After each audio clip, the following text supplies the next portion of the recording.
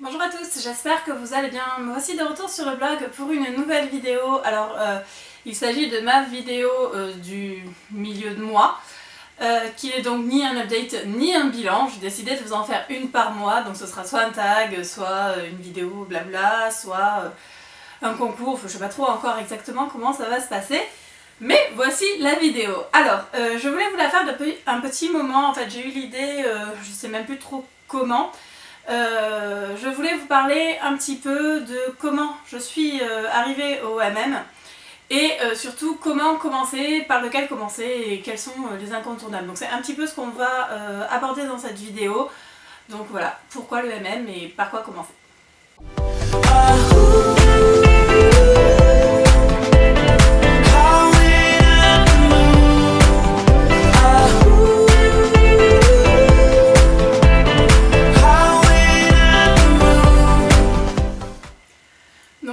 En introduction, je vais pour une fois parler un petit peu de moi et vous expliquer comment je suis arrivée à lire du MM. J'ai toujours beaucoup lu. Depuis que je sais lire, j'ai toujours eu un livre entre les mains ou presque. En 2013-2014 en fait, je me suis séparée de mon mari. Et du coup j'ai eu plus de temps pour moi et plus de temps pour lire. C'est quelque chose que j'ai toujours beaucoup fait comme je vous le disais, mais quand on est en couple, lui lit pas et la lumière ça dérangeait, enfin bref, j'avais moins le temps. Donc j'ai repris cette passion un peu plus activement et depuis 2014 que j'ai ouvert le blog, c'est vraiment devenu ma priorité. Comme vous le voyez derrière moi, je suis dans la bibliothèque, j'ai une pièce entièrement dédiée à la lecture qui n'est pas tout à fait aménagée comme je l'aurais souhaité, mais voilà, c'est quand même voilà, ma grosse passion. Je lis un peu de tout, enfin je lisais un peu de tout. Principalement de la romance quand même, j'aime bien, voilà, ça a toujours été mes lectures préférées. Je lis du fantastique, je lis du policier, je lis beaucoup de young adult, j'aime beaucoup les dystopies.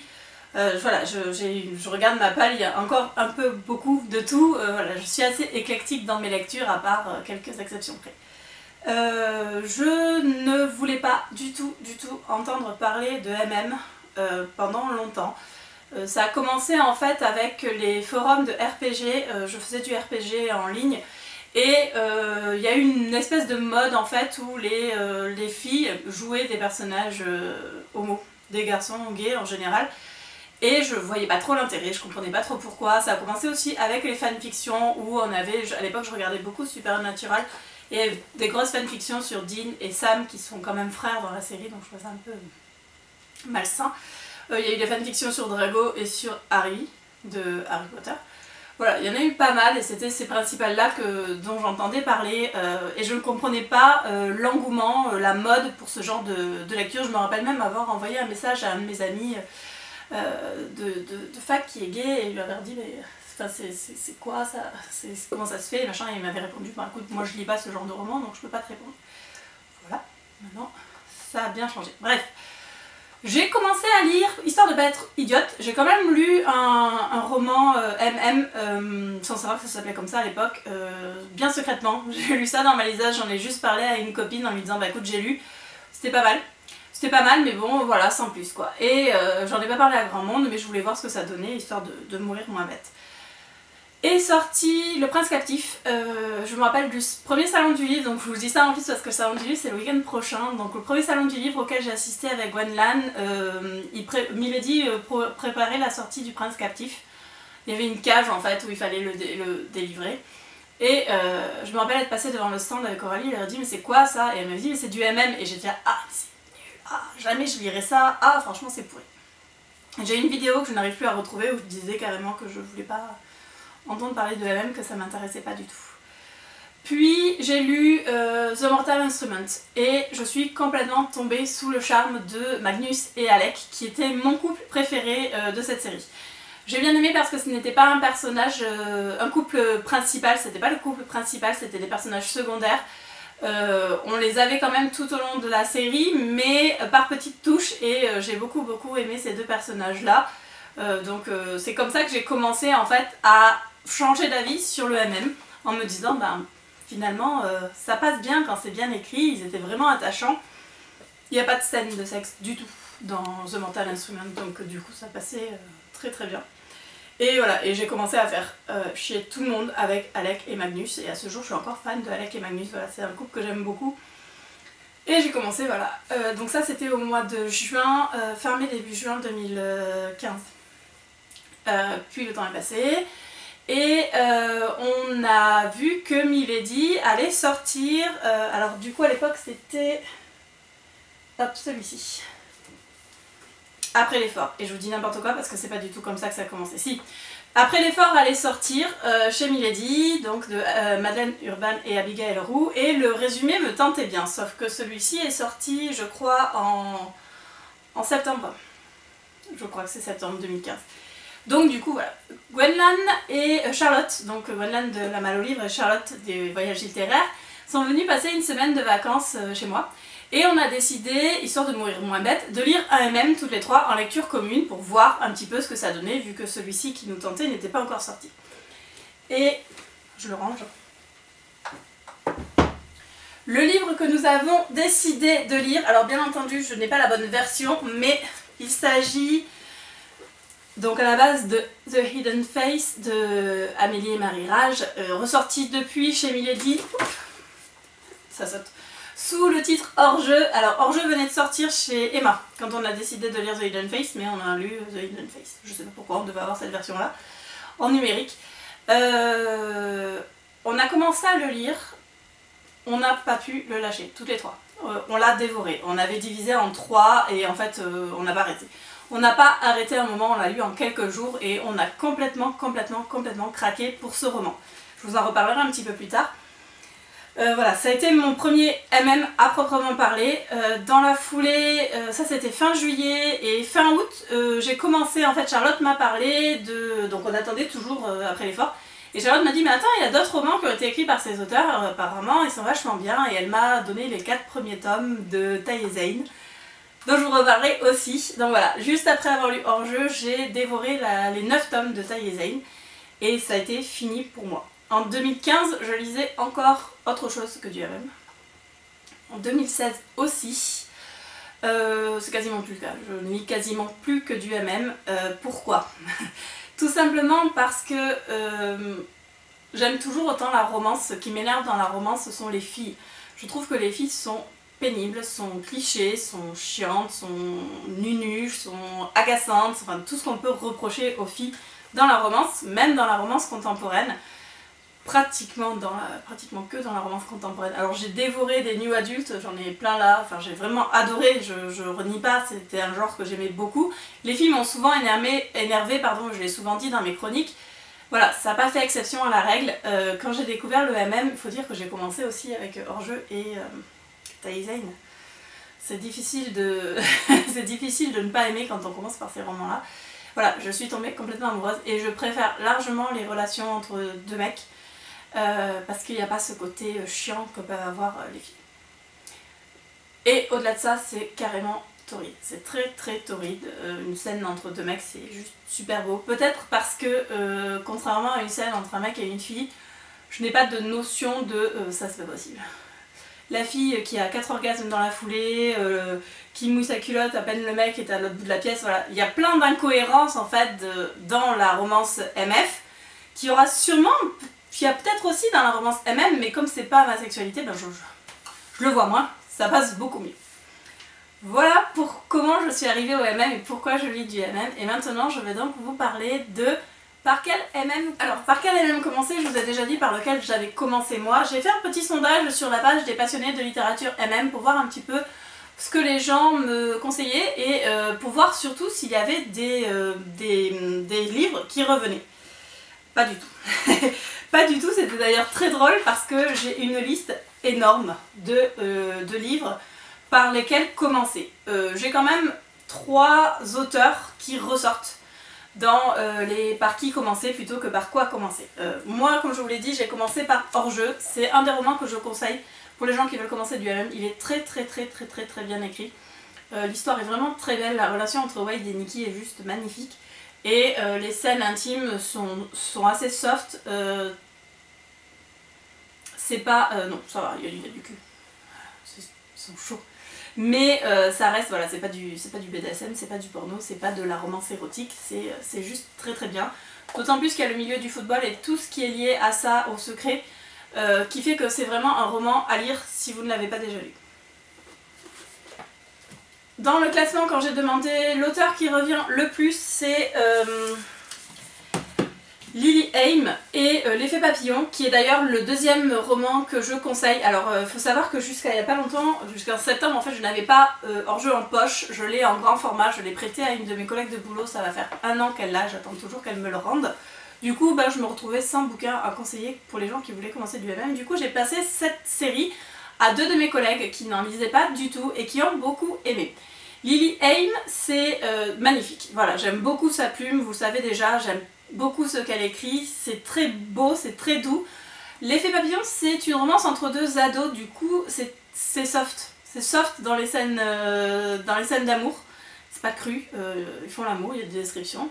Mais ça reste soft et on a surtout le côté émotionnel qui est très fort. Pas forcément dans la relation entre Jamie et Alex, même si quand même, mais avec tout le background, tout ce qui se passe autour de leur relation et tout l'historique d'Alex dans celui-ci. Dans le même genre, il y a Mathias, que je peux conseiller, mais il est plus lourd à porter. Et il n'était pas sorti quand j'ai fait le sondage, mais voilà, voilà, Lily Haim. Ça reste des romans faciles à lire pour commencer le MM. Dans le même genre, et à mon avis encore plus facile à lire pour commencer le MM, il y a Rose Darcy. Par contre, l'inconvénient entre guillemets de Rose Darcy, c'est que c'est mignon. Moi j'adore, enfin vous savez que je suis une éternelle romantique, j'adore les romances, les histoires d'amour qui finissent bien. Si on n'aime pas, ça peut ne pas plaire. Voilà, parce qu'il n'y a pas, contrairement à... J'ai des livres partout en fait. Contrairement à Lily Haim où on a toujours une notion un peu dramatique, on n'a pas ça chez Rose Darcy. Et malgré, là je suis en train de vous montrer Deuxième Chance, qui doit être un de ses plus sombres, que j'ai beaucoup aimé d'ailleurs.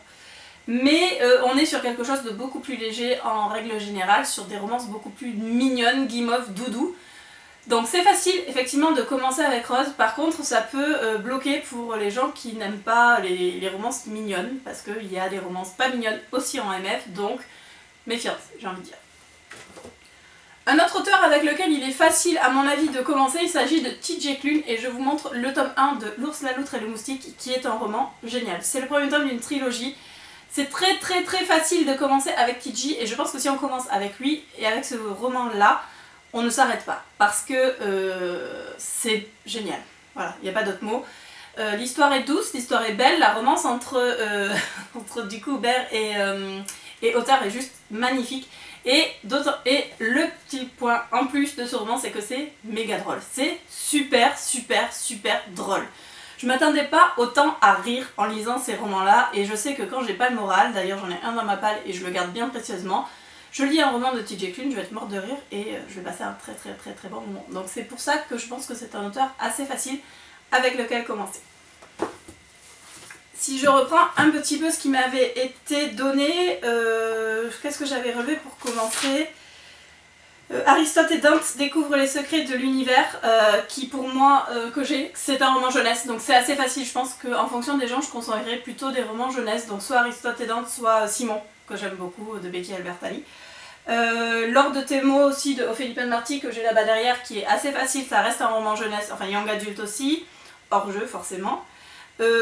Puis des bouquins que je n'ai pas lus. Donc la deuxième question que j'ai ensuite posée aux passionnés de littérature MM, c'était quels sont à votre avis les incontournables en MM?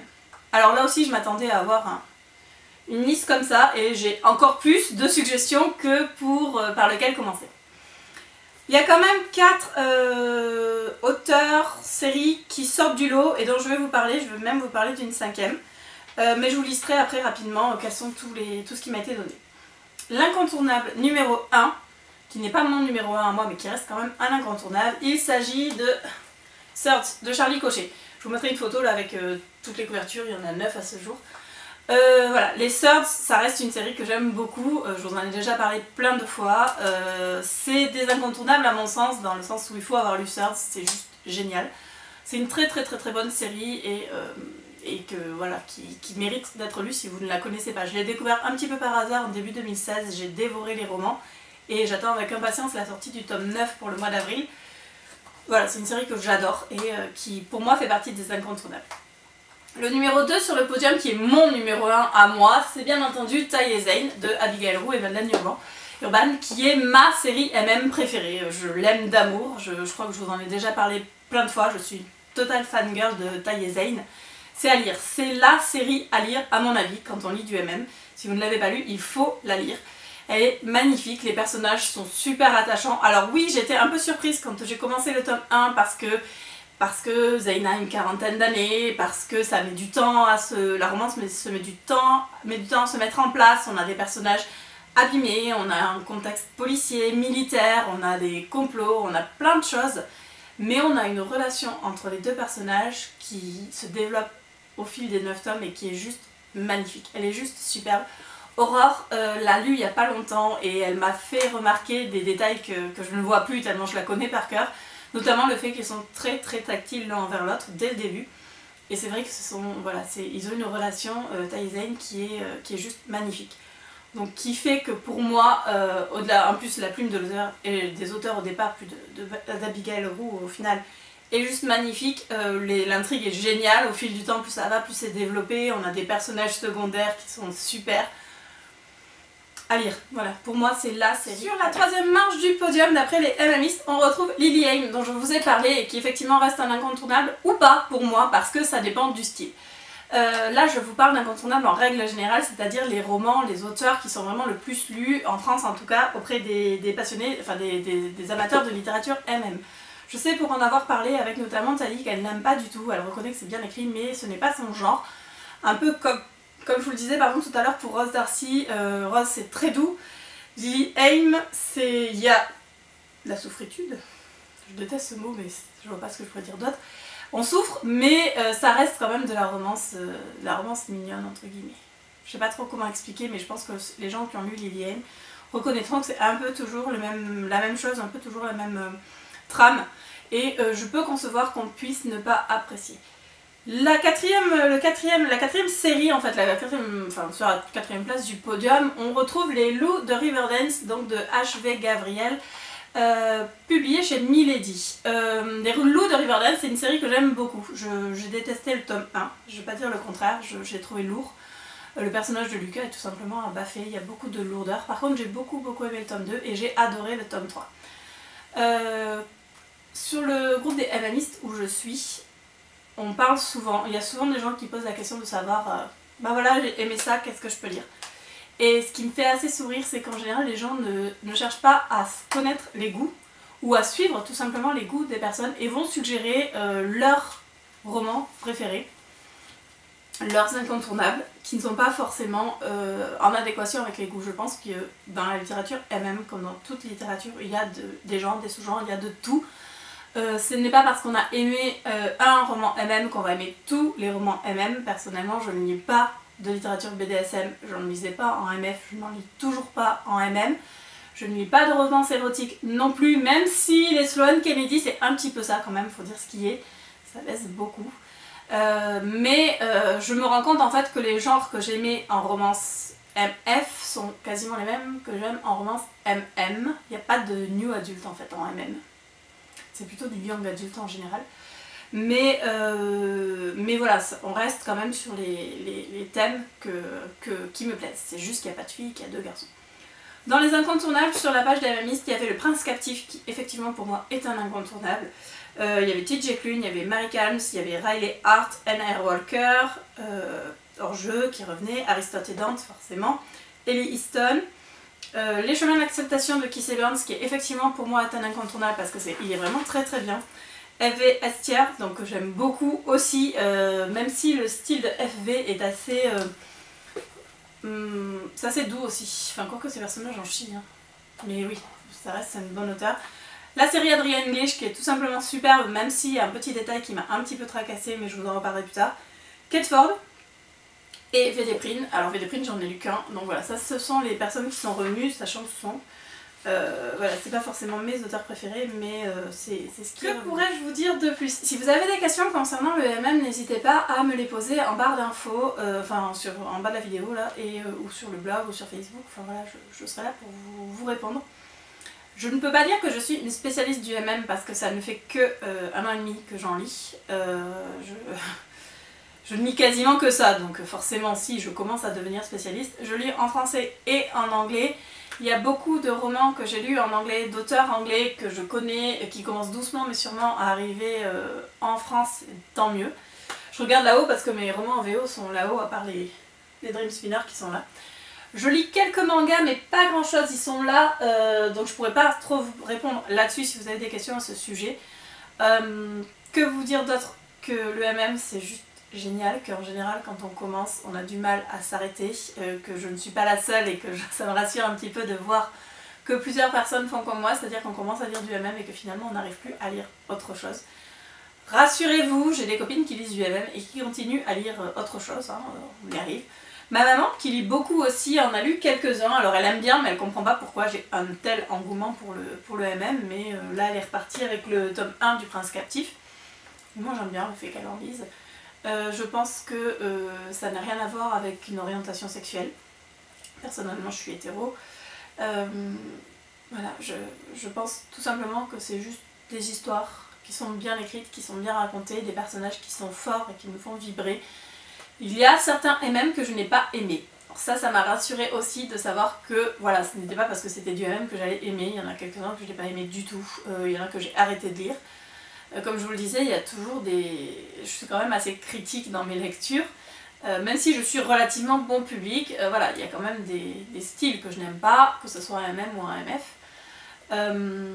C'est juste que voilà, je préfère en fait une histoire d'amour entre deux hommes parce que je trouve que c'est beaucoup plus fort et que les personnages féminins sont juste agaçants.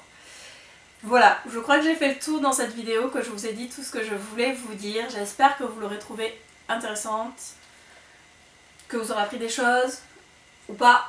Je sais pas trop si ce genre de vidéo vous convient. Je sais plus ce que j'ai prévu pour le mois de... Si, au mois d'avril vous aurez droit à un tag avec un invité surprise, une invitée surprise, donc je ne vous en dis pas plus. La semaine prochaine, le week-end prochain, je suis à Paris pour le salon du livre et j'ai juste super hâte.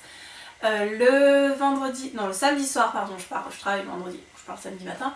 Le samedi soir, je vais à un repas avec des passionnés de littérature MM, donc j'ai super hâte de les rencontrer en vrai, celles qui seront là en tout cas, de pouvoir discuter de ma passion.